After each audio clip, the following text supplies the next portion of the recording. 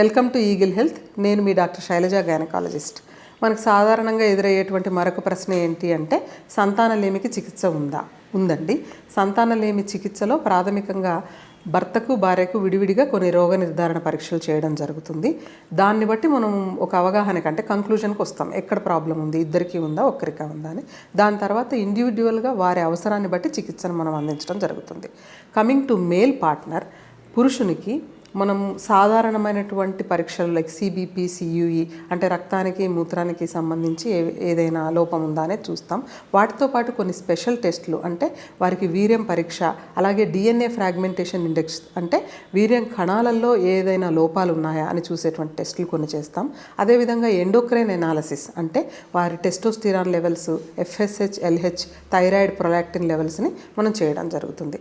అదేవిధంగా కొన్ని అల్ట్రాసోనోగ్రామ్స్ అంటే మనం మామూలుగా స్కానింగ్ అంటూ ఉంటాం, దాన్ని వృషణాలకు మరియు మలద్వారం ద్వారా ట్రాన్స్రెక్టల్ స్కానింగ్ అని చేసి దానివల్ల వృషణాల్లో కానీ లేదా ప్రోస్టేట్ గ్రంథిలో కానీ లేదా వీర్య వాహికల్లో కానీ ఏదైనా అడ్డు తట్టుకోవటం లేదా వాపులు లేదా ఏదైనా అవరోధాలు ఉన్నాయా అనేటువంటివి చూస్తాం. అదేవిధంగా ఒకవేళ ఫ్యామిలీలో గనక అంటే ఇతర బ్రదర్స్కి, కజిన్స్కి, అంకుల్స్కి కూడా ఈ విధమైన సంతానలేమి సమస్య ఉంటే కొన్ని రకాల జెనెటిక్ డిసీజెస్ని స్క్రీన్ అవుట్ చేయడం కోసం జన్యు పరీక్షలు కూడా చేయడం జరుగుతుంది. అదే స్త్రీ వరకు వచ్చినట్లయితే స్త్రీ లోపల ఉన్నటువంటి గర్భసంచి మరియు అండవాహికలు మరియు అండాశయాలు ఈ మూడిటికి సంబంధించి కొన్ని స్పెషల్ టెస్టులు చేస్తాం. అంటే గర్భసంచి యొక్క సైజు, షేపు, లొకేషను, దాని లోపల పొరల యొక్క పనితీరు కోసం స్కానింగ్ మరియు ఎండోమెట్రియల్ బయాప్సీ అనేటువంటి టెస్టులు చేస్తాం. అదేవిధంగా అండవాహికలు సరిగ్గా ఉన్నాయా, దానిలో ఏవైనా అవరోధాలు ఉన్నాయా అని తెలుసుకోవడం కోసం హెచ్ఎస్జి, హిస్ట్రోస్కోపీ, ఫాలోపోస్కోపీ లాంటి టెస్టులు చేస్తాం.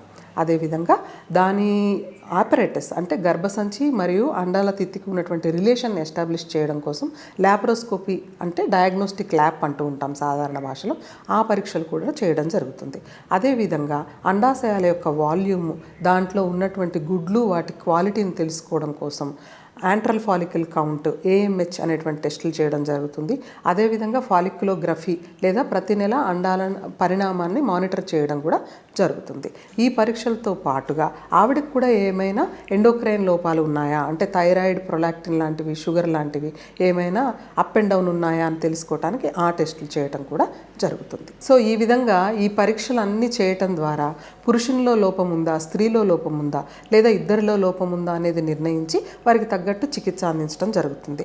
ఈ రకమైనటువంటి చికిత్స కావాలి అనుకునేటువంటి జంట మహిళ అయిన 2వ రోజు అంటే పీరియడ్ సెకండ్ డే అని అంటాము, ఆ రోజు డాక్టర్ని అప్రోచ్ అయితే వారికి ఖచ్చితమైనటువంటి రోగ నిర్ధారణ పరీక్షలు చేయడానికి ఎక్కువ అవకాశం ఉంటుంది. సో ఈ విధంగా మహిళ అయినటువంటి 2వ రోజు వస్తే వారికి సంబంధించిన రోగ నిర్ధారణ పరీక్షలు చేసి లోపాన్ని నిర్ధారించిన తర్వాత వారికి అవసరమైనటువంటి చికిత్స అందించడం ద్వారా సంతానలేమిని అధిగమించి పిల్లల్ని పొందవచ్చు.